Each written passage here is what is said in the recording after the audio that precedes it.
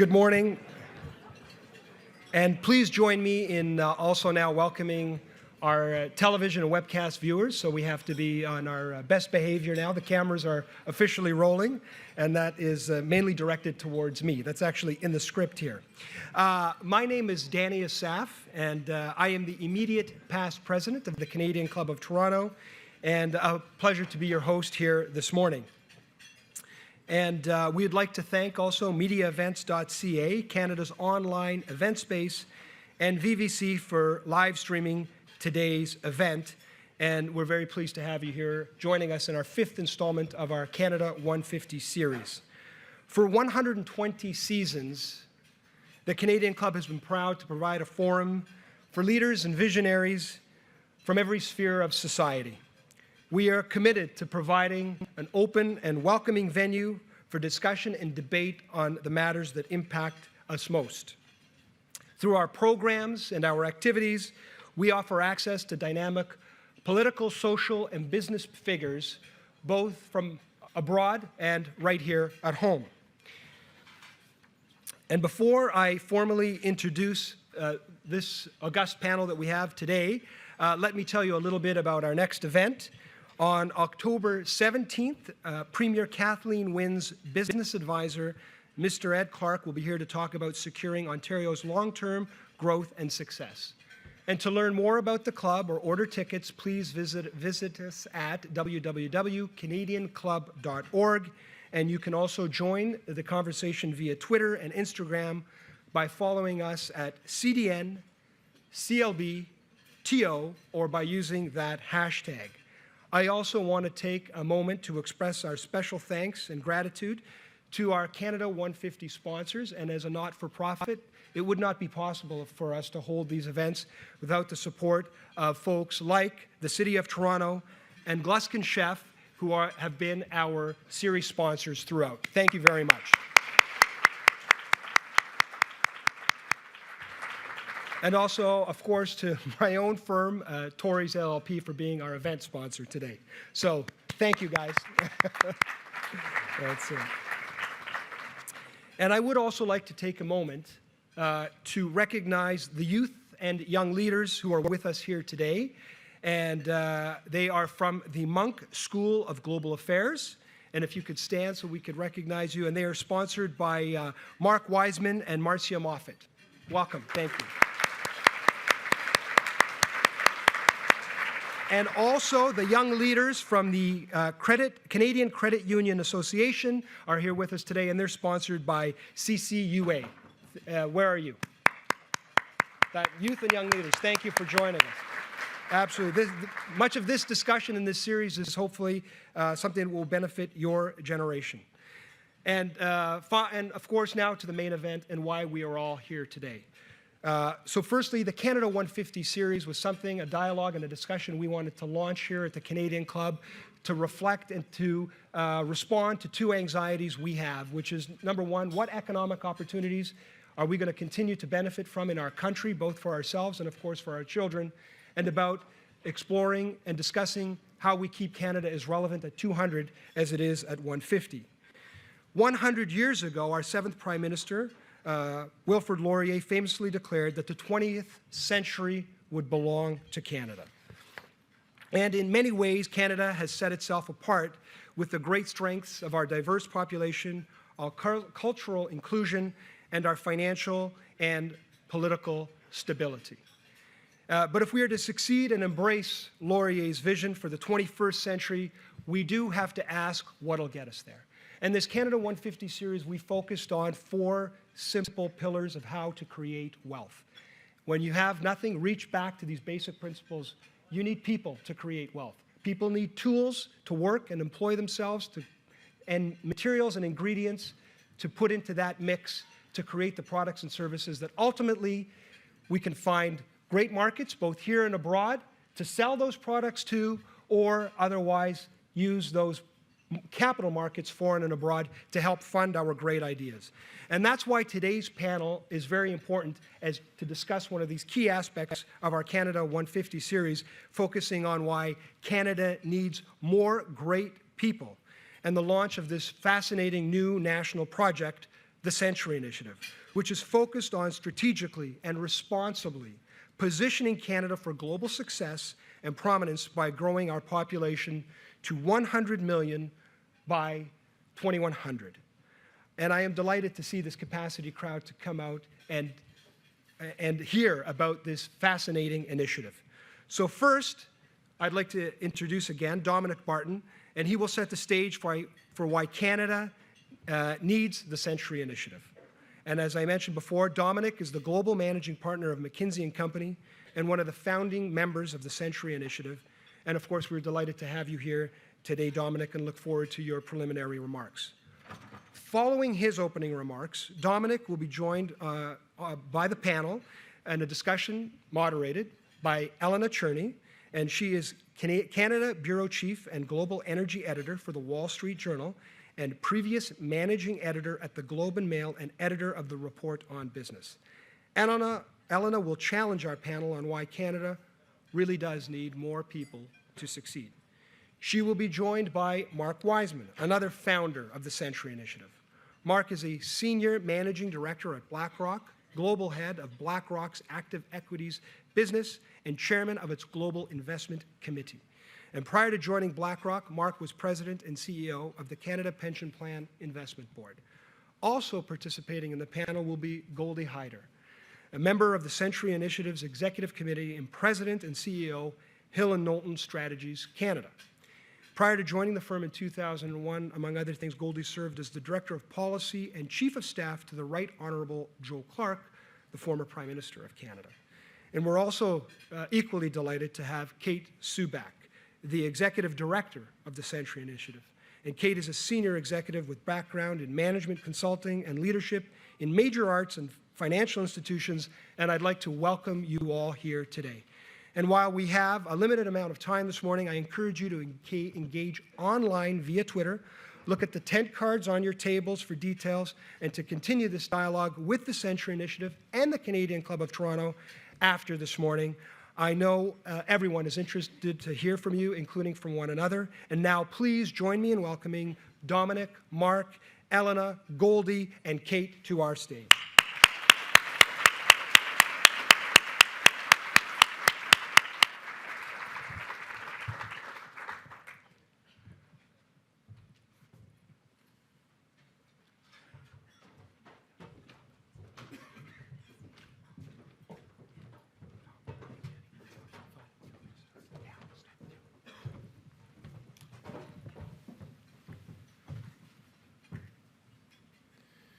Well, thank you so much, Danny, for introducing us, and to the Canadian Club for hosting us this morning.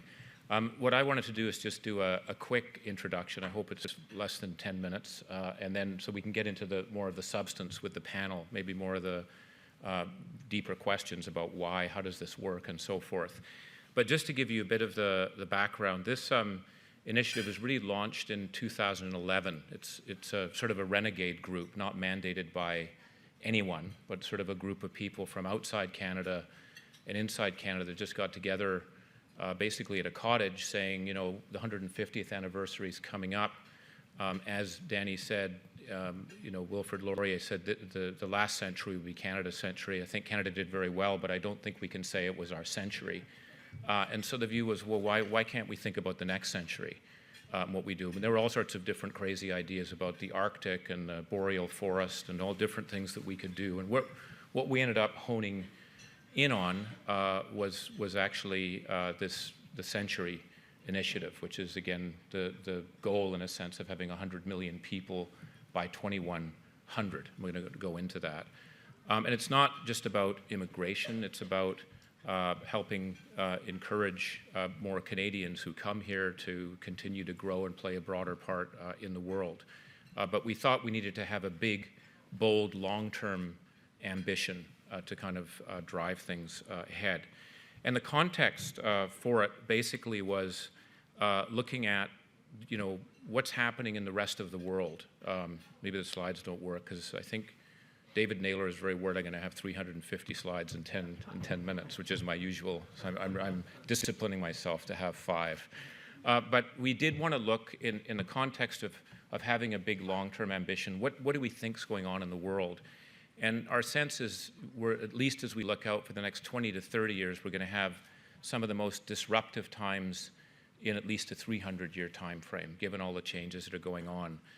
We're seeing a huge shift in economic power towards Asia and Africa, cities that are bigger than Canada today, Chongqing being one example, and we're just seeing massive growth on that side. So the economic order has certainly changed. We're seeing a tremendous change on the technology front that's challenging core assumptions of how business is done, how we interact, how governments work. And we're really only, as Larry Summers would say, I think in chapter 1 of a 100-chapter book. It's just there's a massive amount of that's going on. We think that actually people are the scarce resource on that side. What technology is enabling is people to sort of, in a sense, multiply the capabilities. So people, talent, becomes a critical source of competitive advantage as we look ahead. And then we have a world that's also changing assumptions. We're moving from a sort of a right versus left to a keep out and stay in sort of a mode of the world. A lot of the basic assumptions of how the system is working is changing. And Canada, I think, is a relatively stable, inclusive place in that environment. How do we keep that and grow that in a world that's getting a little more polarized and crazy over time? We thought there's something about our diversity and culture that's a muscle or a strength that we want to drive. The fourth force, which is actually a challenge, it's a headwind for us, is a aging world as we look at it. We're going to see a much older world as we move ahead, and we think that actually those countries or parts of the world that have youth are going to be actually seen as having a competitive advantage. That's why personally I'm so keen on Africa's prospects over time. We may not think that's the case now, but having youth is going to be seen as a competitive advantage. And when we looked at Canada, we got worried because when you look at the demographics, we are a place that's aging in a very steadily increasing way. And it's going to have a significant effect on us, at least over the next 25 years, on our productivity and our GDP per capita as we move through it. That is the phase. We're going to move from we're going to have basically, one person over the age of 65 supported by 7 people to 1 to 4 in the next 30 years. From an OECD point of view, when you include Japan, Korea, other countries, we today are the most rapidly aging of the populations that are there. So we think we need to do something, and the status quo is not going to work. When you actually look at the demographics, and this is, I think, an animated slide, you'll see that we start to decrease over time in 20 years. And I think that we would end up at the level of about 46 million people. We'll have dropped out of the world's 50th largest populations. Again, we're not saying totally that size matters, but I think there is a notion of relevance. We would definitely drop out of the G20 in where we are. I think Burkina Faso would be more significant, at least in population, than we are. And so it's something that we should think about, but thinking about people and population is something that takes time to be able to drive it. You can't just flick the switch, and that's why we wanted to do this. What I just wanted to end with is also saying that we actually have experienced this in our past too. We were just talking before the breakfast about the period, I think you're saying 1910 to roughly 1914, I think it was, where we saw a very significant growth in our population, obviously off a smaller base, but I think on a global scale, our base is relatively small. And I think, it's been a source of advantage for us as we look ahead. So what we believe is that it's important that we think about this growth in terms of, how are we going to move it through? And there are basically 5 pillars that we think are important in this, and the panel will talk more about it. I have no idea where that slide is, so you just have to believe me when I talk about my panel. One more back? Okay, sorry, Mark. Mark's getting a little nervous there. Okay.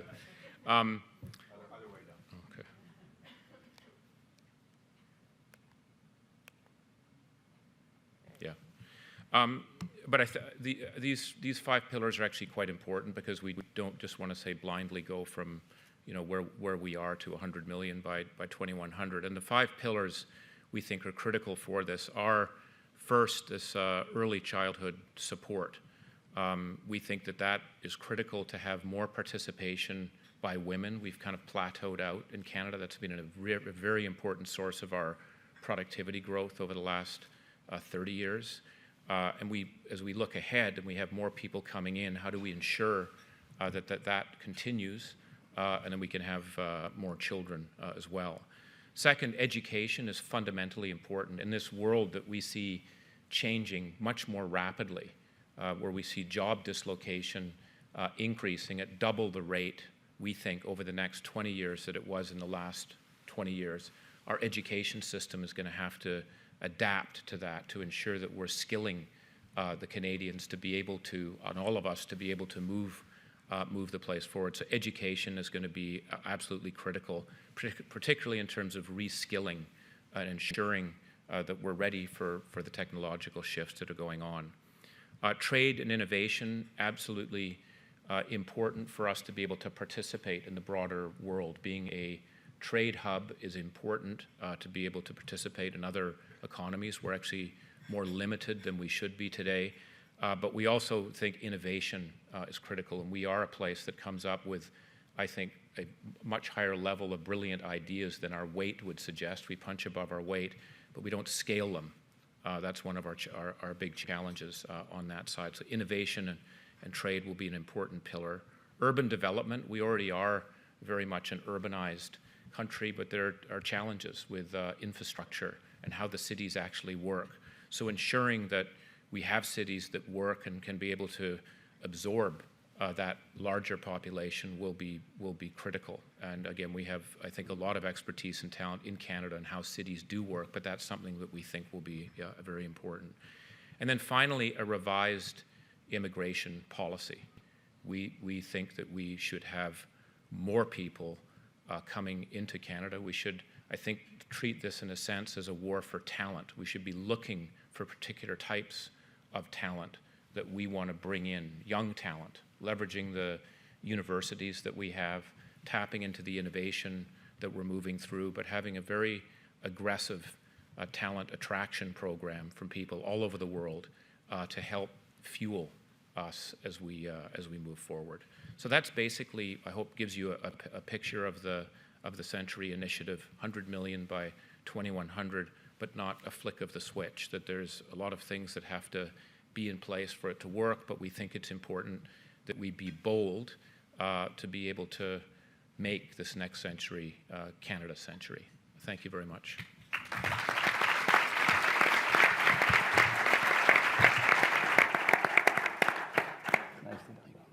Thank you for setting the table and explaining the global context in particular. I want to better understand the Canadian case. So I like you called yourselves a renegade group. You're a renegade group with a cause, and you've chosen this one. Why does size matter so much? Let's go back to, does it matter if Canada is smaller than Burkina Faso? Mark, do you want to answer? Well, to me, it's more about realizing the promise of Canada and the act of nation building. I'm less concerned by whether we can be Denmark or Switzerland. My question is, what do we need to do to be the best that Canada can be? We are graced with the landmass that we have, the water that we have, the capabilities that we have, the country with whom we share a border. And there are a lot of advantages to that, but they need to be seized. When Dom talked about Laurier and the great claim that Canada's going to own the 21st century, well, it didn't happen, let's be honest. And the reason it didn't happen, there wasn't a plan. You have to have a plan, and you have to have some goals and some objectives and some measurables as to how you're going to get there. And to me, as Dom said, the future is about human resources. It is about a war on talent. I've been to many places in the world, and when I go where I'm born in India, for the longest time, people used to ask me how to immigrate to Canada. The last few trips, they've asked me, when are you moving home? And it really struck me as the assumptions that we make about everybody's just dying to get in. It's not the case. We need to build the case as to why Canada, and we have to recognize the demographics in Canada do not support the idea of a shrinking population, that there is risk for our future if we go down that path. Okay, so, Yeah, I just want to add to that and say, as Goldy said, it's not about so much the destination as is the voyage to get there, and that's why the pillars that Dom described are so important. David Naylor's reminded us throughout this process, we don't want to be a big, dumb nation. And Canada has to work, we're not Switzerland, we're not Denmark. We have a massive land mass. We share the border with the largest economy in the world. And so we have to create a strategy for Canada that will allow Canada and Canadians to prosper. And in our view, even as Dominic described, looking at history, our history has shown that population growth has been a big part of our economic advantage. And so how do we continue to do that? How do we play on the strengths that Canada has, not only our natural endowed strengths, but also our strengths of having an open democracy, our strengths of being a pluralistic society, to go out and win that war on talent, and at the same time, very, very importantly, drive not just GDP, but GDP per capita by recognizing, first of all, that we can get economies from scale. It's very hard to get scale in this country. Again, Dom mentioned that, but it's a major issue. And also recognizing the demographic trend we're in today, and coming out of the pension business, I know a little bit about it, in that our aging population is going to become such a massive drain.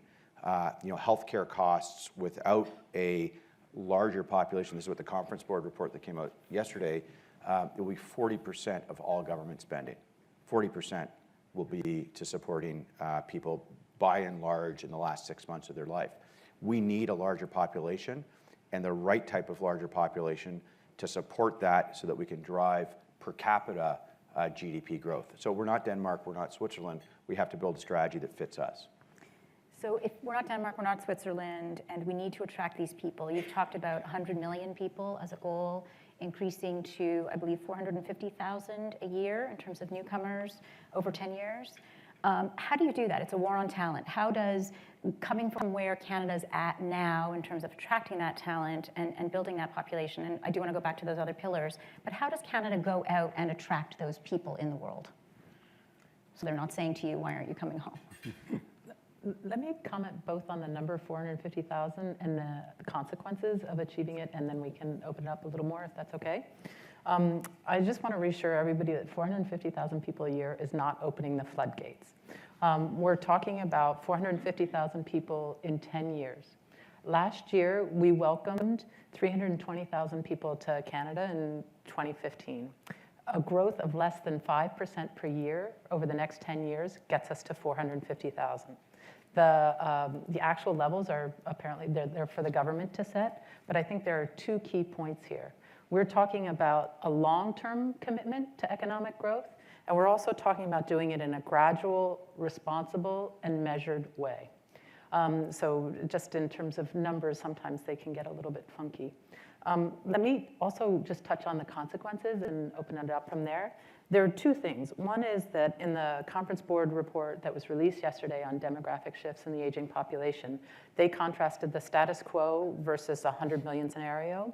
And under the status quo, Canada's projected to grow at 1.5% per year until the end of the century. Under the 100 million scenario, it's 2.5 or 2.6% per year. Let me just give you an example of what that could mean. From a provincial government spending alone, healthcare under status quo would be, and Mark stole my thunder because he has 40% just on the provincial level rather than the national level. It's 34% of provincial spending. At 100 million, it's 29% of government spending. Doing that today, in today's dollars, could free up $21.5 billion of capital that can be spent elsewhere. I'd also like to just personally comment that there are other consequences to achieving this level of growth. We'd have a more interesting Canada. Diversity helps businesses, it helps restaurants, it helps culture, and it contributes to the vital character of the country that we love. Can I just say one thing just on your question about how do we do it? I mean, there's a bunch of different channels, we could say. I think our universities are one. We have world-class universities. We don't get our fair share of foreign students when you look at it globally. I mean, I always remind people that Australia's third largest export is education, right? They're much more open. And when I look at Central Canada, Eastern Canada, this is a wonderful way to get young talent, and young talent wants to stay typically. And so I think we have a number of existing channels that are there that we don't leverage as much as other parts of the world. And I think, again, because of the diversity and the ideas, I think there is a real opportunity, especially right now, to be a magnet for talent to come here, and we should use it. So Australia is doing. Can we learn lessons from Australia in terms of what they're doing to create that kind of a magnet at the university level? Are there other countries we could learn from? I think we could. I mean, for Australia, the universities cooperate together when they go into a particular country. They don't go as individual universities. There's actually a brand.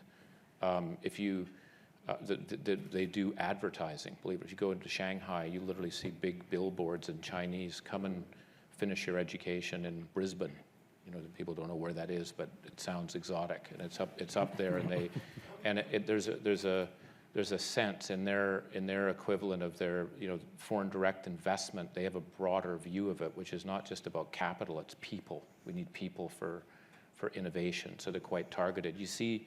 It's not only in Asia, you see them also in Europe and Spain. We have some of the best sort of mathematicians in the world being generated in some of the universities in Spain, which people don't know about that.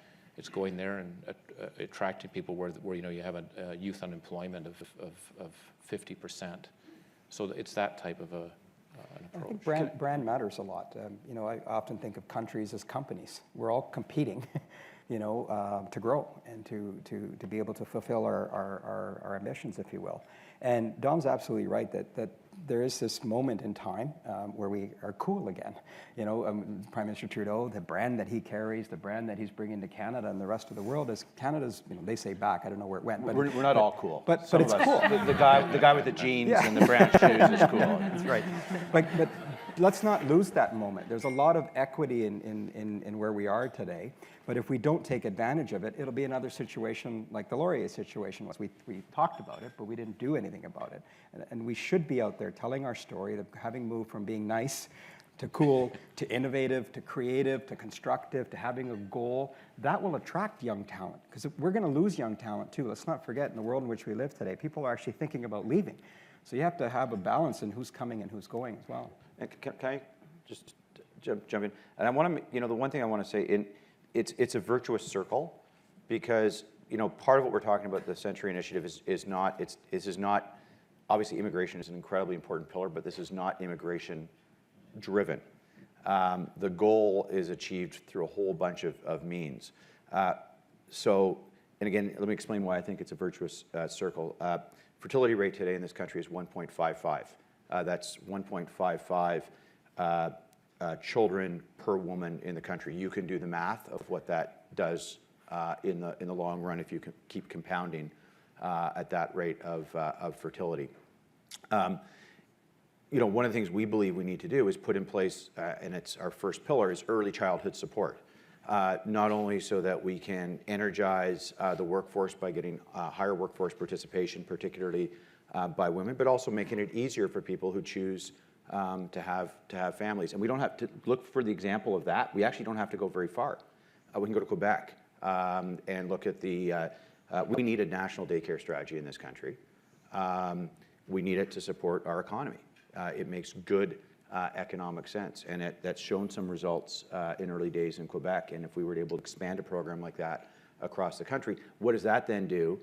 In my view, it then attracts more highly qualified people to come to Canada, because they know they can get from our country the type of support they need, whether it's early childhood support, whether it's the educational resources that Dom was talking about, or whether it is an urban environment that can allow them to thrive efficiently and sustainably. So all of it ties together, in my view, and feeds off itself if you get it right.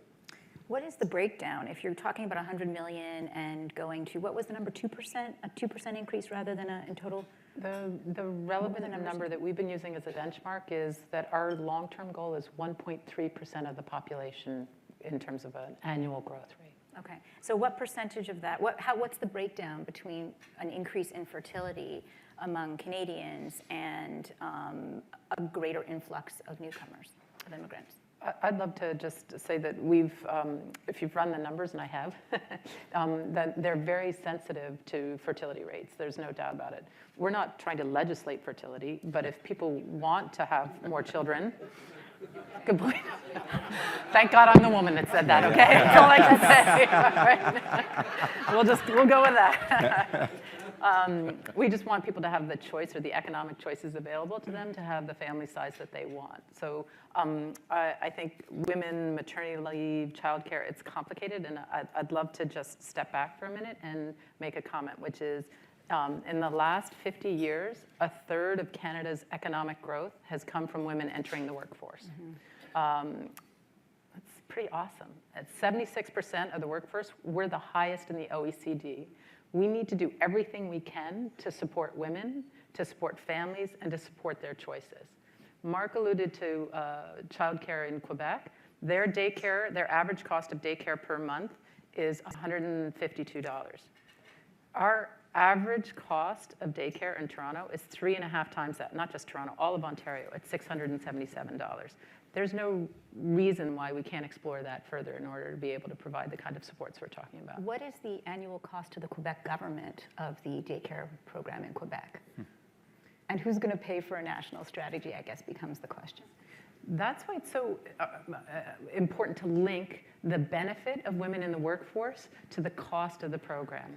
Good answer, but not an answer. So who actually does the paying? Eric, do you have the number in terms of the cost? It's about making choices for governments, right? Are we going to invest in the economy, and are we going to put in place the kinds of pillars that we're talking about here so that you can have a more productive workforce? I mean, even with the population growth that the Century Initiative is speaking about, the Conference Board report yesterday said, we still have two problems in Canada. People are getting older and they're dying. And we don't know how to stop that. What we do know is there's a way to mitigate that. And the way to mitigate that is to build the infrastructure and the foundation that's necessary to help more people participate in your economy. And it's about choices. We know where government spending is going, healthcare and education. In fact, they're not dying soon enough, Goldy, is part of the problem. Okay, so maybe we should stay away from legislating fertility and end of life. But if you want to stay away from those areas, maybe we should go back to immigration for a second and talk about, so Canada, I think, already has the highest rate of immigration per capita in the OECD. Is that right? Or in the G20? Sorry, in the G20.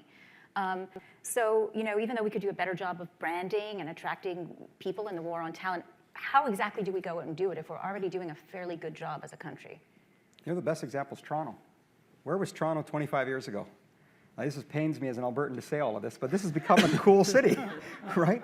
And what made it cool, in some ways, is the growth that we've enjoyed for the last 25 years. Our universities have improved as a result of it. We've attracted better international students.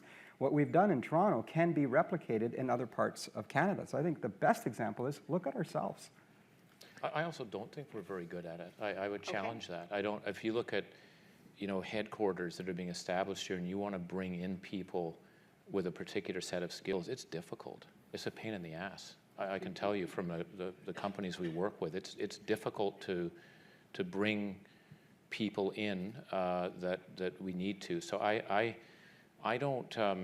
I think on the broader level, there's amazing things that are going on. But I think again, when we look for a particular talent, there's always the question of you better check to make sure we don't already have that here. The other thing I would say is when we do bring in talent, because of certification processes, we brought in some superb talent, doctors, engineers that are pumping gas or because they can't, or they're Uber drivers, right? And I think we've got to do some things to make it easier too for people when they do come in, that they can be productive at the levels they are. So I relatively speaking, I would agree with you that we may be pretty good. It doesn't mean that we don't have things that we can improve. You know, I'll give you just one simple example. A Canadian company wanted to bring a derivatives trader, a very, very specialized derivatives trader to Toronto. And the process took so long that the Canadian company simply put that trader, earning several $million a year, by the way, in their New York branch office. Now, what's the outcome of that? Not only do we lose as a country the tax revenue from that individual, but that person then had 10 people hired around him, junior people to learn the trade. Where did those people get hired from? Instead of being hired from Rotman or UBC or the University of Waterloo, they were hired out of NYU and Wharton and Chicago. And so it's not just about the numbers, it's just being smart about it as a country. And in many respects, Dom talked at the beginning about the way that the economy is shifting and how rapidly it is shifting from sort of the way that we traditionally think about economic growth. And quite frankly, the minister's left, but I would say it even if he was here, our policies are rooted in 1950s economy. And we're in 2016 today, and we need to be able to continue to evolve and compete in a global economy that is entirely different than it was. And so we have to stop thinking, we can't stop thinking entirely about it, but we have to stop thinking that this is about another auto manufacturing plant. It's about the knowledge economy. It's about services. And back to the point that I made earlier, it's about creating a workforce with the skill set to be able to compete very effectively in the world today in the new economy. And the irony is many of them are here. I saw a statistic the other day that said Canada currently has 3 times the number of temporary foreign workers than the number of immigrants it lets in. So that's a false paradigm. We actually need those people. We're calling them temporary. The reality is they can be permanent Canadians if we had the policies that allowed us to get there. And yes, the infrastructure and the kind of pillars that we've spoken about. So that's going to open up some other questions and potentially a debate over what is you referred earlier to Canada being a very inclusive place, and I think most of us believe that and want to believe that. But immigration can be divisive. We've seen that elsewhere in Brexit and in the Trump movement. Does Canada risk facing a backlash or facing schisms over immigration if the numbers increase more substantially? I definitely think it's a risk, and we shouldn't take that diversity or the fact that we are relatively more open than anyone else for granted. I worry about that. You already see some of the commentary, opinion polls that are out there.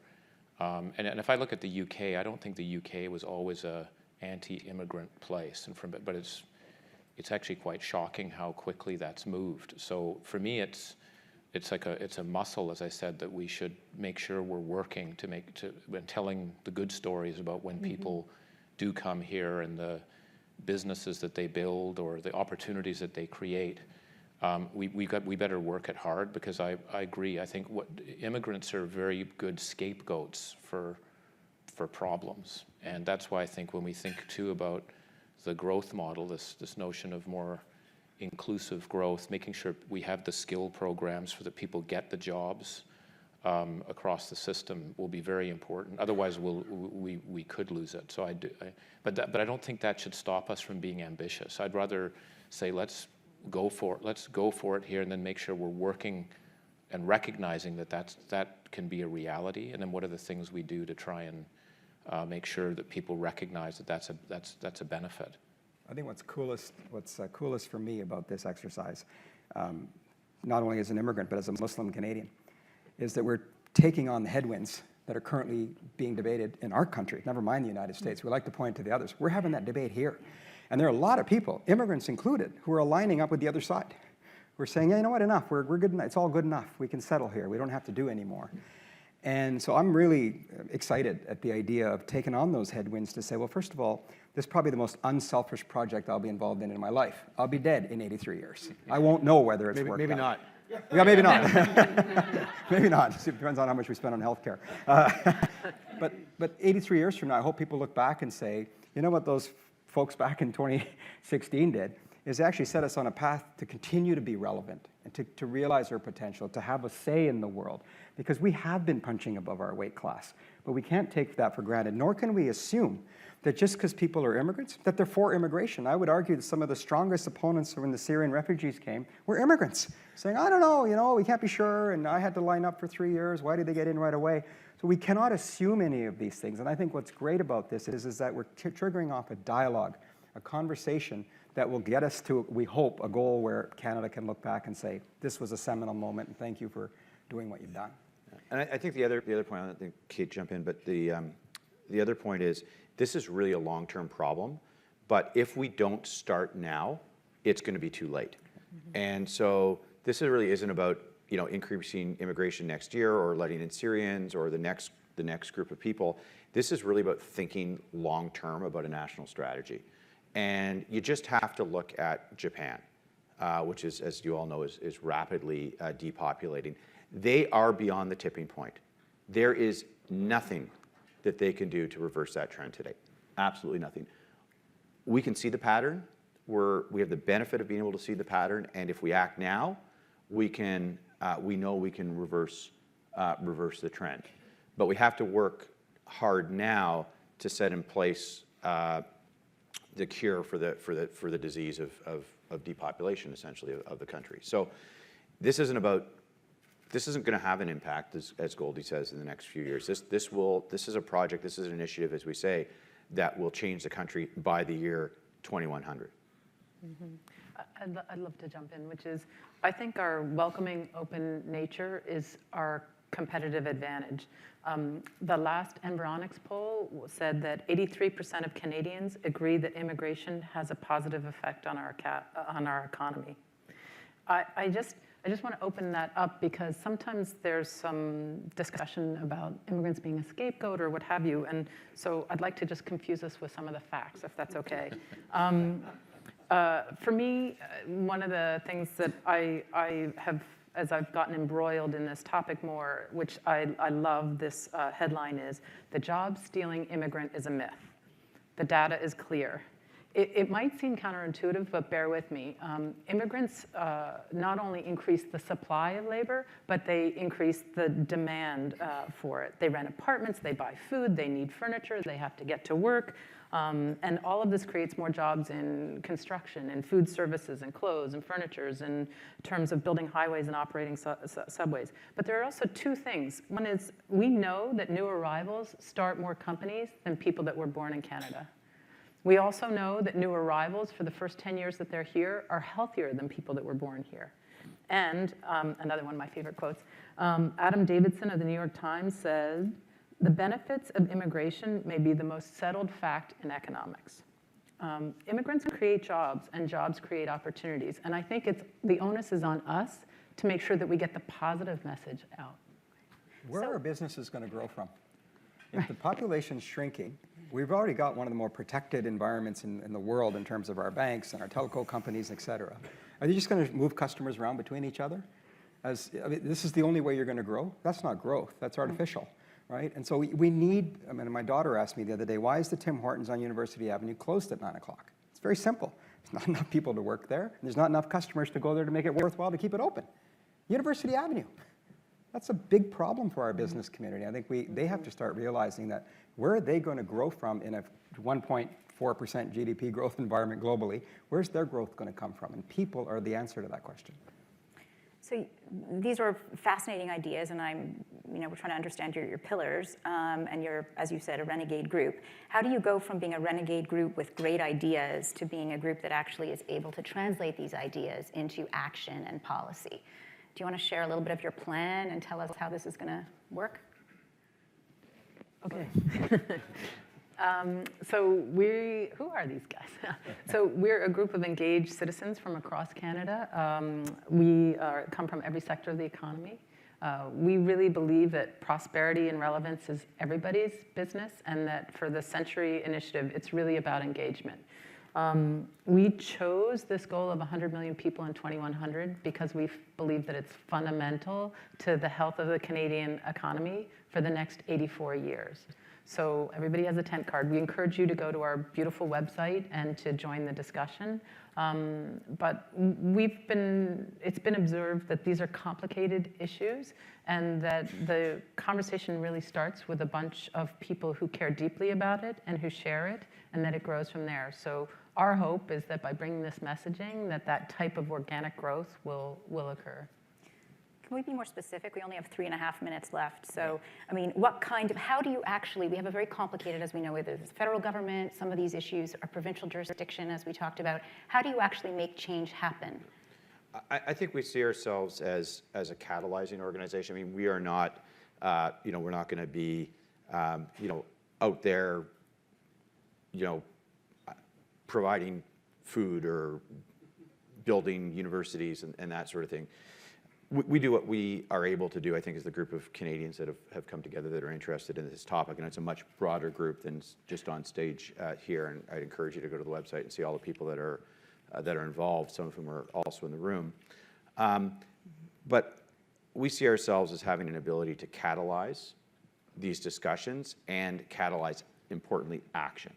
So we're not going to be the doers in this, but we want to help support all of those pillars. So just take one example, on urban development. We want to get Canadians thinking bigger, thinking more about the importance of urban development. And so we think, given who we are, that we can help catalyze that discussion and catalyze action. So we've been working, for example, with Naheed Nenshi and some of the things he's done in Calgary in terms of building that city and making that city more livable, more efficient for citizens. So that's what we think we can do. We're not policymakers, we're not politicians, but we think we are able to bring together a cross-section of people, a cross-section of other organizations that can work to build each of those pillars to deliver the goal. And we will advocate. I think the very first thing we've done here today is introduce a problem that most Canadians probably haven't thought very much about. We're busy going about our lives. And to say that this movie called Canada can have a bad ending if we don't change the plot and start looking at where we're going in the future is an important part of this contribution. It's just to create the dialogue. But when you look at our pillars, it is about advocacy. It is about forcing municipal governments, provincial governments, federal governments to work together, to allow for pilot projects, to use incubator programs, to do things to figure out what works, what doesn't work. Because as I said, it's the life of this project. So over 83 years, different governments will come, different policies will occur. It's not like we're saying this is the only way of doing it. But you have to advocate for those changes, and you have to make sure that in a government situation where there's so many priorities, that these pillars emerge at the top, top 5, top 10 things that they're going to be dealing with. Maybe Elena went to try and be even more specific. I do think that given the people that first of all, we self-fund ourselves to do it, and I think there's more work to be done on the idea, like the per capita growth, making sure we're clear about how that works. There's work to be done, and leveraging, we're not going to do it. Let's get other research organizations, but we'll pay for it. We will fund it and do it. So the idea needs to be deepened. We'll do that. Secondly, the membership of the group involved, universities. There's things we can do. We need to get universities to go out there and advocate whatever we can to bring in more foreign students. And there's a group of us that are very passionate about doing that. I think in any roles that we're playing in different areas, if I think about growth for Canada, population growth is an important factor in that. We're not going to take the Century Initiative as the specific idea, but the idea that we need more people for productivity growth, we can put that on the table. So there are various different ways that we want to try and bring it to bear in all the different elements of it and working with other people. But it's also, we recognize too, it's as I said, a renegade, ramble, crazy group when I look at people like this at the table. So we have to realize what we can do and not do, but I think that there are things we can do individually, and let's just go for it and not make it a barrier. And hopefully other people will come in and they'll say, I don't like that idea, but I like this, I'd like to get involved there. That's probably not a very comprehensive answer, but I think that's a great last word on an 84-year project. So you have some time left to work on this. And I'll turn the stage back to the Canadian Club for closing remarks. thank you. Thank you.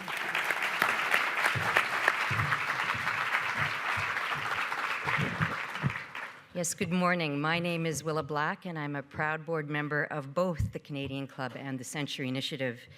And panelists, on behalf of the Canadian Club of Toronto, I want to thank you for sharing your ambitions for our great nation with us this morning. The Century Initiative is a bold and ambitious undertaking. It's a tangible demonstration of our love for this country and our aspirations for a big, smart, and great Canada in the next century.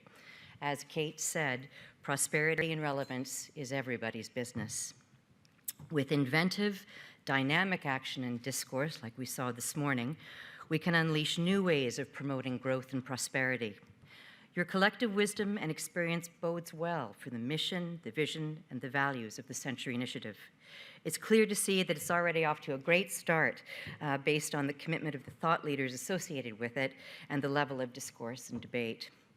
Canada's fortunate to have such a high caliber of engaged citizen, sparking a conversation of relevance to us all.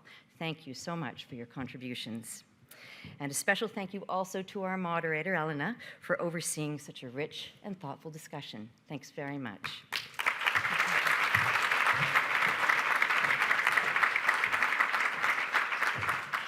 So very quickly, my job is to wrap this up and to say thank you again and to echo Willa's remarks, and also to take a moment to thank our sponsors again, Gluskin Chef, the City of Toronto, Tories, and of course Air Canada, our season sponsor, our official airline sponsor. Thank you.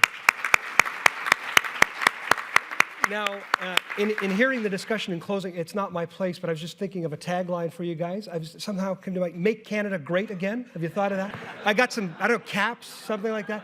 Mark, I got a cap guy, if you want. I got a cap guy for sure. But in all seriousness, what this image conjures up is a big, beautiful country, technologically advanced, like this new 380, cutting edge. And what we need is one more huge, big engine to launch it into this Laurier's vision, the 21st century being Canada's century for sure. And I started this meeting by flubbing a word with E, but I have one more that starts with E that I want to highlight today, which is no equal. And there is no doubt with the leadership and the vision of you and what the Century Initiative is proposing that Canada will continue to have no equal among the global nations of this world in the 21st century. Thank you very much. This meeting is now adjourned.